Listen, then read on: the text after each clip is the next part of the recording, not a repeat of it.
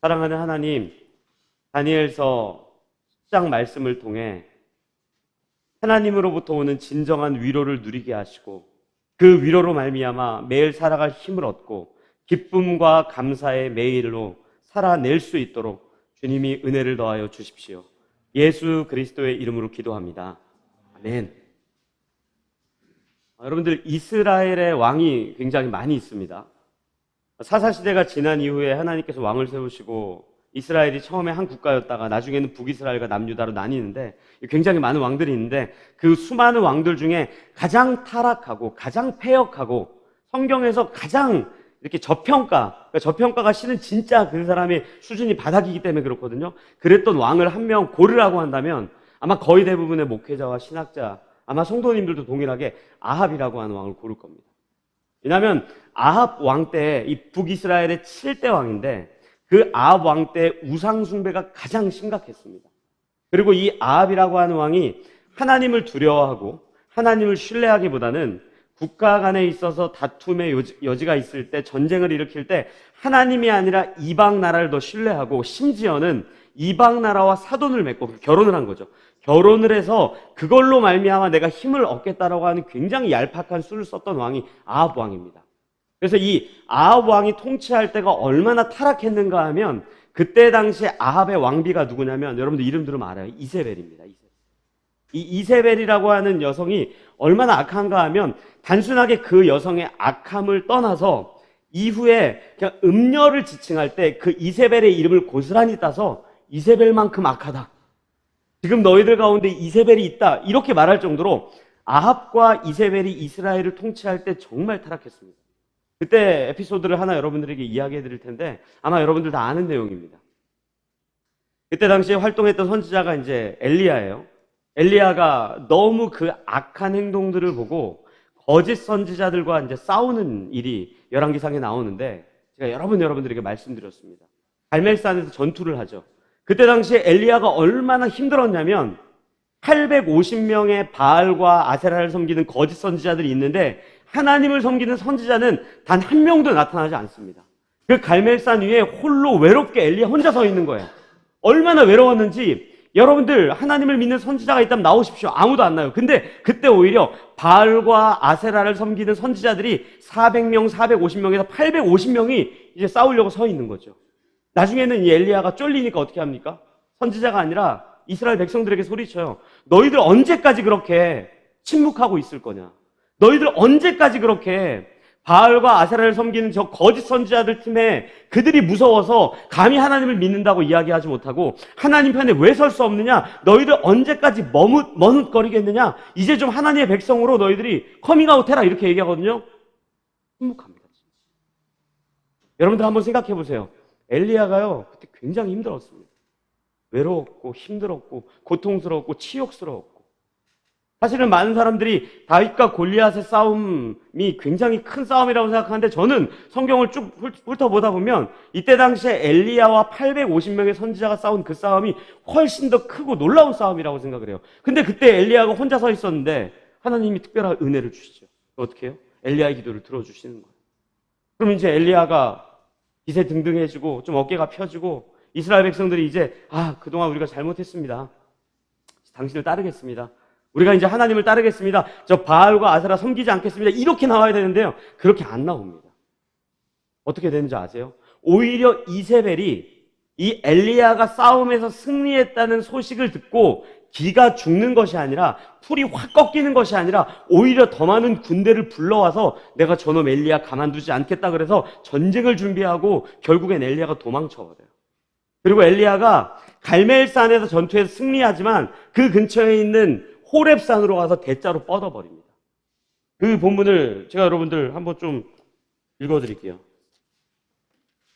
열왕기상 19장 4절입니다.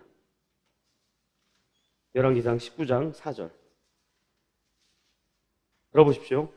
자기 자신은 광야로 들어가 하룻길쯤 가서 한 로뎀 나무 아래에 앉아서 자기가 죽기를 원하여 이르되 여호와여 넉넉하오니 지금 내 생명을 거두시옵소서. 나는 내 조상들보다 낫지 못하니이다 하고 아멘. 여러분들 이 본문이 그냥 우리가 얼핏 볼 때 그냥 되게 멋있는 문장 같지만요. 그냥 딱 심플하게 정리하면 이런 거예요. 야, 나 차라리 죽는 게 낫겠습니다. 하나님, 이제 그만하시죠. 됐습니다. 내가 뭐 바알과 아세라 이 거짓 선지자들과 싸우고 이세벨의 그 악함과 아합의 악함과 그들 싸우는데 나도 이제 지쳤습니다. 도무지 하나님이 살아계시다면 어떻게 나한테 이럴 수 있습니까? 이제 됐으니까요. 내 호흡을 좀 걷어가십시오. 라고 주저앉아버리는 장면이에요. 근데 여러분들 이 장면 이후에 어떤 내용이 기록되는지 아십니까? 하나님이 읽어드릴게요. 이것도 5절부터 로뎀나무 아래 누워 자더니 엘리야의 이야기하는 거예요. 천사가 그를 어루만지며 그에게 이르되 일어나서 먹으라 하는지라. 본즉 머리맡에 숯불에 구운 떡과 한 병 물이 있더라. 이에 먹고 마시고 다시 누웠더니 여호와의 천사가 또다시 와서 어루만지며 이르되 일어나 먹으라. 내가 갈 길을 다 가지 못할까 하노라 하는지라. 이에 일어나 먹고 마시고 그 음식물의 힘을 의지하여 40주 40야를 가서 하나님의 산 호렙에 이르느니라. 아멘. 뭐라 그럽니까? 천사가 찾아와서 뭐라 그래요? 야, 너 정신 차려. 너 사역자가 그러면 되겠어? 너 아직 해야 될 일이 많이 남아있는데 그러면 되겠어? 너 가야 될 길을 가야 되는 거 아니야? 너 어떻게 그렇게 할 수 있어? 너 하나님이 너 그래서 부른 줄 알아? 이렇게 하지 않아요. 뭐라 그럽니까? 음식을 먹입니다. 물을 줘요. 그리고 여기 이렇게 나와요. 어루만지며. 여러분들 이 어루만지며라고 하는 히브리어가 나가라고 하는 히브리어입니다. 외우기 쉽지요? 나가. 근데 이게 이런 거예요. 친히 찾아오셔서 그를 위로한다. 이런 표현이에요. 하나님께서 엘리야에게 뭐라고 안 하세요. 찾아가셔서 먹이시고 입히시고 그를 만져주시면서 그를 위로하는 게 엘리야를 향한 하나님의 위로라고요. 근데 여러분들 이 위로가 구약 성경에만 기록되어 있지 않아요. 여러분들 예수님께서 자신을 부인한 베드로와 제자들을 찾아가셔서 그들을 1년 횡대로 쫙 세우시고 야 베드로 너부터 얘기해. 그 다음 야고보 요한 네 얘기해. 적어도 니네 3명은 곧다구로 굴면 안 되는 거 아니냐? 너희 3명은 그래도 나를 부인하면 안 되는 거 아니냐? 야 반성문 쓰고 앞으로 어떻게 할 건지 사역계획서 쓰고 뭐 때문에 그랬는지 써. 이렇게 얘기 안 하시죠. 뭐라 그래요? 물고기와 떡을 구워서 그들을 먹이신다고요. 이게 성경에 반복해서 기록되어 있는 하나님의 위로란 말이에요. 저는 이 위로가 우리 라이프계 가족들에게 먼저 있었으면 좋겠습니다. 여러분들 엘리야도 지칩니다. 예수님의 제자들을 예수님과 함께 먹고 마시고 굉장히 특훈을 받았음에도 불구하고 지쳐서 나가 떨어져요. 엘리야 보십시오. 차라리 죽는 게 낫습니다. 내가 못 가겠습니다. 그 길. 당신 이제 그만하십시오. 다른 사람 찾아보십시오. 그럼에도 불구하고 그에게 야, 너 이 믿음이 없고 이 패역한 세대요. 이렇게 정죄하지 않죠. 그에게 반성문을 받아내지 않죠. 또 그에게 네가 어떻게 이럴 수 있느냐 따져 묻고 그가 무엇 때문에 잘못했는지 묻지 않고 그냥 먹이시고 입히시는 그 위로가 저는 우리 라이프계 가족들에게 있었으면 좋겠어요. 여러분들 신앙생활 한다는 거는요. 그냥 늘 기쁘지만 않습니다. 엘리야처럼 쓰러져서 지쳐서 다 그만두고 싶을 때가요. 훨씬 더 많아요. 지치고 힘들어서 하나님 원망하고 하나님 떠나고 싶을 때가 더 많아요. 근데 그때마다 찾아오셔서 우리를 정죄하거나 우리의 멱살을 잡고 끌고 가지 않는다고요. 오늘 이 본문 보세요. 그냥 천사가 찾아와서 뭐라 그래요? 위로하는 거예요. 야, 이거 먹어. 힘들지? 지치지? 내가 네 마음 알아. 예수님도 제자들 찾아가서 뭐라 그럽니까? 떡 구워주고요. 물고기 구워준다고요. 야, 아침밥상 내가 차렸으니까 물고기 한 마리도 못 잡았지. 이 위로가 저는 먼저 우리에게 있었으면 좋겠어요. 라이프계 모든 가족들에게 이 큰 위로 때문에 살아갈 힘이 생겼으면 좋겠어요. 여러분들 근데 이 위로가 단순하게 하나님께서 엘리야에게 예수님께서 제자들에게 하는 걸로 그치는 것이 아니라 사실 오늘 이 다니엘서 10장은 그 위로의 완전히 정석과도 같은 본문입니다. 여러분들 이 보십시오. 10장 1절부터 3절까지 제가 읽어드릴게요. 다니엘서 10장 1절부터 3절입니다. 바사왕 고레스 제3년에 한 일이 벨드사살이라 이름한 다니엘에게 나타났는데 그 일이 참되니 곧 큰 전쟁에 관한 것이라. 다니엘이 그 일을 분명히 알았고 그 환상을 깨달으니라. 그때나 다니엘이 새 이래 동안을 슬퍼하며 새 이래가 차기까지 좋은 떡을 먹지 아니하며 고기와 포도주를 입에 대지 아니하며 또 기름을 바르지 아니하니라. 아멘. 다니엘이요 지쳐 쓰러진 거예요. 엘리야랑 똑같습니다. 어떤 한 환상을 봤는데 그 1절에 이렇게 나와요. 큰 전쟁에 관한 것이고 그 일을 분명히 내가 알았고 그 환상에 대한 내용을 깨달아서 너무너무 슬퍼가지고 3주일 동안 떡도 먹지 않고 또 고기도 먹지 않고 포도주도 입에 대지 않고 씻지도 않고 그냥 너무나도 힘들어서 지쳐 있는 거예요. 여러분들 이때 당시에 지난주에도 제가 말씀드렸지만 다니엘이 사실은요 거의 바벨론의 통치 기간이 이제 끝나가고 있는 시점이라 기쁜 일밖에 없어야 되거든요. 근데 오늘 본문을 보니까 다시 또 슬퍼해요. 몇 년 안 지난 상태입니다. 몇 년 안 지났는데 굉장히 슬퍼하는 거예요. 근데 오늘 이 다니엘서 10장 뒷부분을 보면 그 내용이 굉장히 구체적으로 기록되어 있어요. 왜 그 구체적으로 기록되어 있는 거에 슬퍼하냐면 다니엘서에는 그 내용에 대한 어떤 껍데기처럼 외형적인 내용이 적혀 있지만 정말 디테일한 내용은요 역사서와 선지서를 보면 되는데 그냥 쉽게 설명하면 이겁니다. 이제 바벨론의 통치가 끝나고 너희들이 자유롭게 될 텐데 바벨론의 통치가 끝난다고 완벽한 자유가 너희들에게 주어지는 것이 아니라 페르시아가 그 다음 권력을 갖게 될 것이고 페르시아의 권력 기간이 끝나면 그리스에게 다시 끌려갈 것이고 그리스의 통치 기간이 끝나면 그 다음은 로마로 끌려가게 될 그 모든 내용들을 본 거예요. 이게 첫 번째예요. 두 번째는 뭔지 아십니까? 두 번째 말씀드렸던 이 페르시아가 통치하는 기간에는 그냥 정확히 솔직히 이야기하면 이스라엘 백성들이 조금 기뻤습니다. 왜 기뻤냐면 고레스라고 하는 왕은 이스라엘을 통치할 때 이스라엘에게 그러니까 사랑의 정책을 막 베풀었어요. 이렇게 얘기한 거죠. 야 이스라엘 백성들아 너희 그냥 이제 고향으로 돌아가. 내가 노예로 품고 있지 않을게. 진짜 우리 고향으로 가도 돼요? 가도 돼. 근데 가서 또 심지어는 성전도 재건해도 돼. 너희 이제 하나님 믿는 백성으로서의 정체성을 찾아야지. 근데 내가 대빵이란 것만 잊지 마. 세금만 잘 내. 쿠데타만 일으키지 마. 그 대신 너희들에게 자유를 주고 또 예루살렘 성전까지도 재건할 수 있는 그 자유까지 내가 너에게 줄게. 이러기 때문에 사실은 다니엘이 좀 괜찮아야 되거든요. 근데 다니엘은 뭐까지 본 거예요? 로마까지의 그 역사를 본 거예요. 근데 두 번째로 또 뭘 봤냐면 이스라엘 백성들이 자유를 얻고 자기의 고향으로 돌아가면서 휘파람을 불고 룰루랄라 하면서 떠났지만 정작 돌아간 고향에서는 너무너무 가난해서 예루살렘 성전도 재건할 수 없고 이방 사람들이 조롱하고 비아냥거리고 공격하고 심지어는 이스라엘 백성들이 하나님을 열심히 믿을 줄 알았는데 돌아간 그 자리에서 자유가 주어지니까 오히려 더 타락한 그것까지 보고 힘들고 아파하는 장면이 오늘 이 장면입니다. 놀랍지 않습니까? 뭐가 놀라운지 아세요? 교회와 똑같죠. 여러분들 교회는요 다니엘과 같은 사람으로 100명 꽉 채워지지 않습니다. 휘파람 불고 아싸 룰루랄라 그런 사람이 훨씬 더 많습니다. 근데 거기에 그런 사람만 있는 게 아니라 다니엘과 같은 사람도 있어요.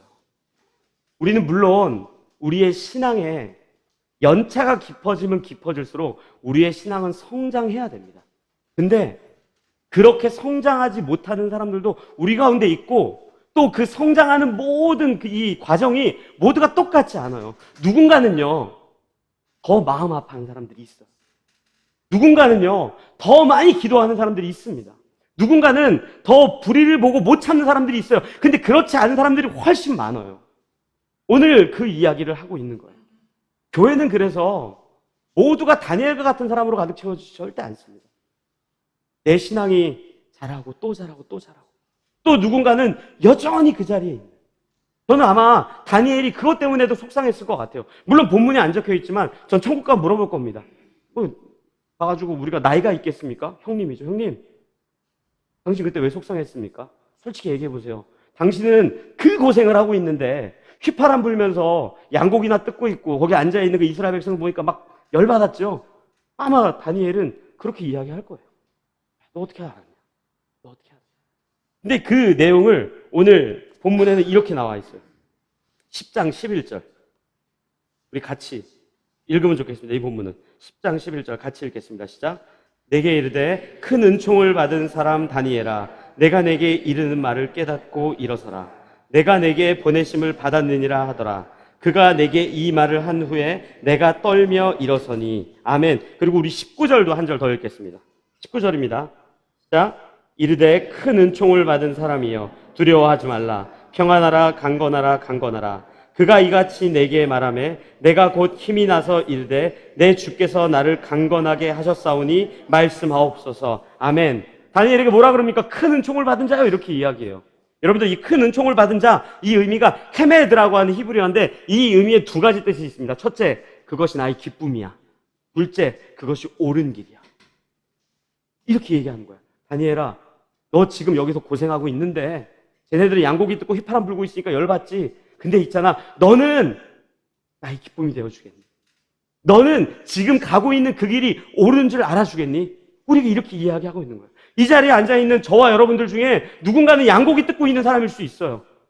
누군가는요, 다니엘과 같이 더 깊고 풍성한 걸 봐서 더 마음이 아프고 더 힘들고 나만 왜 이 지질이 고생을 하고 있는가 이렇게 생각할 수 있어요. 근데 주님께서 그런 사람들에게 위로해 주는 거예요. 직접 찾아가서 말하는 거예요. 그게 옳은 길이야. 쟤네들은 철딱서니가 없어서 양고기 뜯고 있는 거야. 휘파람 불고 있는 거야. 너 철딱서니 없는 애들이랑 똑같이 굴래. 이게 옳은 길이라니까. 이게 내 기쁨이라니까. 그렇게 그 말로 다니엘을 찾아가서 위로하고 있다면 우리의 길이 명예롭고 영광스러운 길이 되지 않겠습니까? 철딱선이 없는 사람들이 볼 때는 야, 너 바보냐? 너 혼자 그렇게 살게? 야, 너 미련해 보여. 아니요. 주님 오늘 우리에게 말하고 있는 거예요. 그 길이 오라. 쟤네들은 있잖아, 크고 풍성한 하나님의 역사를 아직 몰라. 너는 알잖아. 너는 괜찮잖아. 너는 멋지잖아. 그 길을 우리가 걷고 있다면 조금 못난 사람들을 볼 때, 조금 그 길에 헤매고 있는 사람들을 볼 때, 휘파람 불면서 주저앉아서 양고기 뜯고 있는 사람들을 볼 때 우리의 품이 좀 넓어야죠.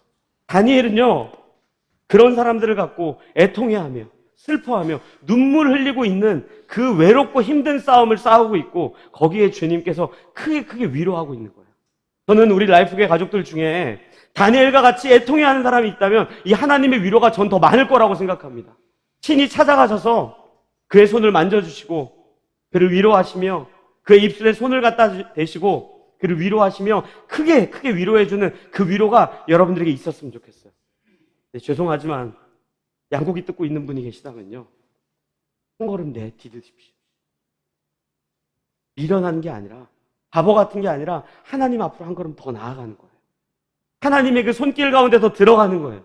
하나님의 풍성하고 깊은 은혜를 알기에 기꺼이 자발적으로 세상 사람들이 조롱할지라도 바보 같아 보일지라도 그 길을 가면서 그 기쁨을 누리는 거예요. 하나님의 기쁨이에요. 그 하나님이 친히 찾아가셔서 이것이 옳은 길이다 라고 이야기하고 있다고. 그 길을 걸어가죠. 그리고 그 길을 기꺼이 기쁨으로 명예롭게 완주해내십시오. 근데 오늘 본문에 보면 좀 이해 안 되는 게 사실 있습니다. 뭐냐면 제가 오늘 본문은 다 읽지 않겠지만 4절부터 6절까지만 좀 여러분들이 읽어드릴게요. 잘 들어보십시오. 4절부터 6절까지입니다. 첫째 달 24일에 내가 hit대겔이라 하는 큰 강가에 있었는데 그때 내가 눈을 들어 바라본즉 한 사람이 세마포 옷을 입었고 허리에는 우바스 순금띠를 띠었더라. 또 그의 몸은 황옥 같고 그의 얼굴은 번갯빛 같고 그의 눈은 횃불 같고 그의 팔과 발은 빛난 녹과 같고 그의 말소리는 무리의 소리와 같더라. 아멘. 여기서 뭐 우바스 순금이 뭔지 뭐 이런 거 볼 필요 없이요, 그냥 순금 허리띠를 하고 그의 몸은 하얗고 그리고 얼굴은 번개 같고 눈은 횃불 같고 팔과 발은 빛나고 아주 강한 쇠와 같다라고 써 있는 거예요. 그걸 다니엘이 만난 건데 여러분들은 이게 누구냐 그럴지 모르겠지만 요한계시록 1장을 보면요, 사도 요한이 밤모섬에서 본 예수님의 모습과 거의 흡사합니다. 사도 요한이 딱 봤는데 정말 눈이 부리부리하고 강한, 그리고 또 거룩해 보이는, 빛나 보이는 그런 분을 봐요. 근데 이 모습을 봤으면 다니엘이 굉장히 큰 위로를 받아야 되거든요. 큰 힘을 받아야 되거든요. 근데 오늘 보면 10장 16절, 우리가 16절은 같이 읽겠습니다. 다니엘서 10장 16절을 같이 읽겠습니다. 시작.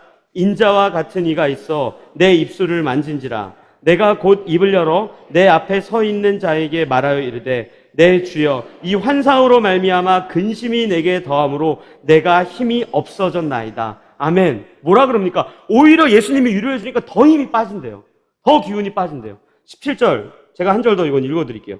보세요. 내 몸에 힘이 없어졌고 호흡이 남지 아니하였사오니 내 주의 이 종이 어찌 능히 내 주와 더불어 말씀할 수 있으리이까 하니. 아멘. 결론을 내리면 뭐예요? 더 하나님을 만나고 난 뒤에, 예수님을 직접 보고 난 뒤에 더 힘이 빠지고 호흡조차 끊어질 것 같다라고 이야기합니다.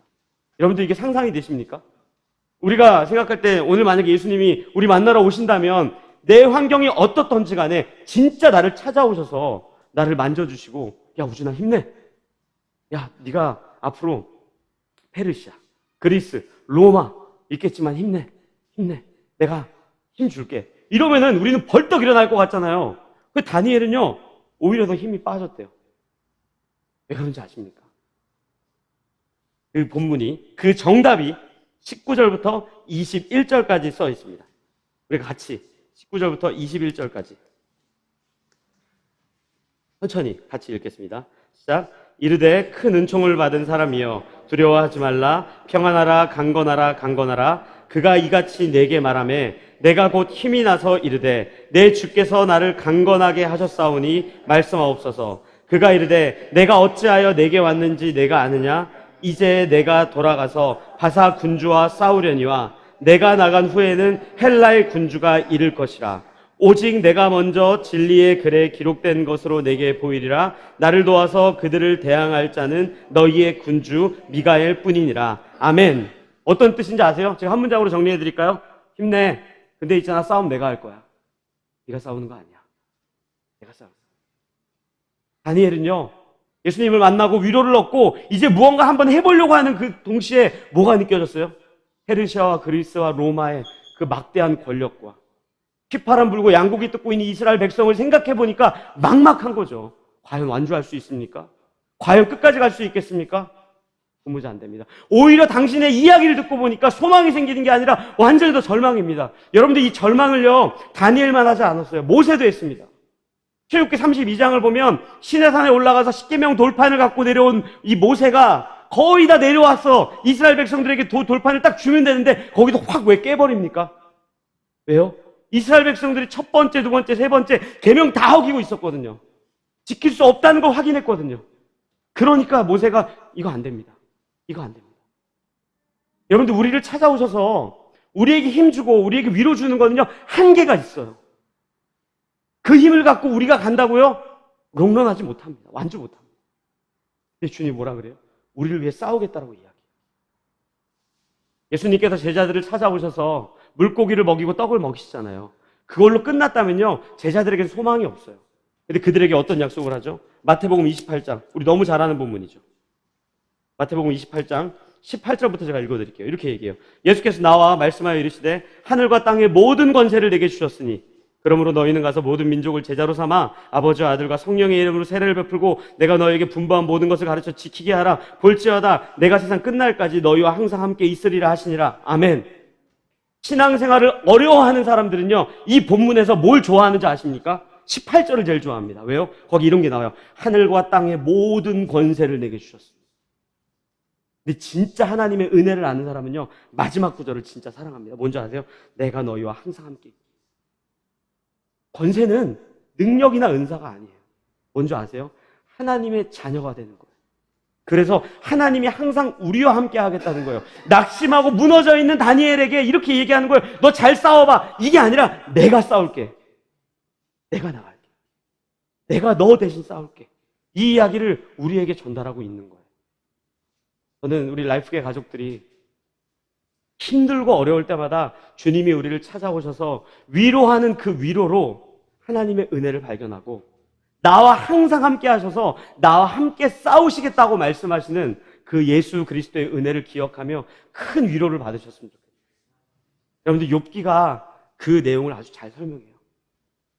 여러분들에게 욥기 내용을 되게 쉽게 설명해 드릴게요. 욥기 내용은요 죽을 때까지 여러분들에게 설명할 겁니다. 너무 많이 오해하고 있어요. 사탄이 찾아와서 이야기하죠. 하나님, 저놈 보십시오. 재산도 뺏고 가족도 뺏고 모든 것을 다 뺏고 나니까 이제 하나님을 떠났죠. 보세요. 제가 어떻게 하나님을 원망하는지. 하나님 물어봐요. 그래 사탄아, 내가 너한테 그럼 다시 질문해 볼게. 욥 지금 어디 있니? 딱 보니까 당신한테 등 돌렸네요. 당신 떠났네요. 하나님 뭐라 그래요? 맞다. 내 등 돌렸다. 나 떠났다. 그럼 하나만 더 물어볼게요. 뭔데요? 나는 어디 있니? 천사가 말을 못하죠. 왜요? 등 돌린 욥 옆에 도망가고 있는 욥을 쫓아가고 계시거든요. 범죄하고 죄짓고 하나님을 원망하는 욥은 멀리 떠난다고 생각하는데 하나님은 그를 쫓아가 그를 위로하고 그를 안아주고 있거든요. 오늘 다니엘을 그렇게 위로하고 있는 거예요. 우리의 인생을 점검하고 또 점검하고 앞으로의 인생을 아무리 계획해도 우리 절대 신실하게 예수님 따를 수 없습니다. 농담할까요? 다니엘과 같은 사람 별로 없어요. 거의 대부분 휘파람 불고 양고기 먹고 있어요. 그럼에도 불구하고 우리가 소망이 있다는 것은, 우리에게 위로가 있다는 것은 등을 돌리고 하나님을 원망하고 하나님을 떠났을지라도 그를 끝까지 쫓아가 그 옆에 항상 앉아 계시는 하나님이 있기 때문에 우리한테 그렇게 얘기하는 거예요. 야, 너 때문에 내가 죽었어. 너 등을 돌렸지. 너 떠났지. 근데 난 널 사랑하기 때문에 나는 십자가에서 내 생명을 기꺼이 내어주고. 이것이야말로 진짜 위로라고요. 우리의 신앙은요, 절대 훌륭해지지 않습니다. 훌륭해진다는 건 뭐예요? 예수가 우리를 위해 죽었다는 것을 더 깊이 있게 깨닫는 것. 내가 지금 서 있는 그 못난 자리에서 3걸음, 4걸음 확 건너뛰어서 저 위에 올라가 있는 게 아니라 한 걸음이라도 그 앞으로 나아가는 것. 나는 자신 없지만 그럼에도 불구하고 내가 요모냥 요꼴로 살면 안 되겠구나. 저 다니엘처럼 살아가고 있는 그 인생들을 비아냥거리고 조롱하면서 야, 너나 잘 먹고 잘 살아야지. 돈이 전부야. 더 많아지는 게 최고야. 이게 하나님의 복이야. 죄송합니다. 진짜 요 땅으로 생각하고 있는 그 자리에서 한 걸음 뛰시라고요. 한 걸음. 그래도 넘어진다고. 그것 때문에 예수가 죽은 거예요. 다니엘과 같아지려고 하는 우리의 신앙, 거기 앞에서 맨날 넘어지고 있는 우리의 신앙을 여러분들 샅샅이 낱낱이 점검하십시오. 만약 여러분들이 다니엘과 같은 믿음을 소유했다면 양고기를 먹고 있고 휘파람을 불고 있는 사람들 넉넉함으로 대해주십시오. 그렇지만 여러분들이 양고기를 먹고 있다면 이제 그만, 내가 오늘 맛있는 김밥 준비했어요. 양고기 그만 내려놓고 한 걸음 떼서 같이 김밥 먹으면서 나를 넘어서 제발 나라는 그 존재를 뚫고 나와서 타자를 향해,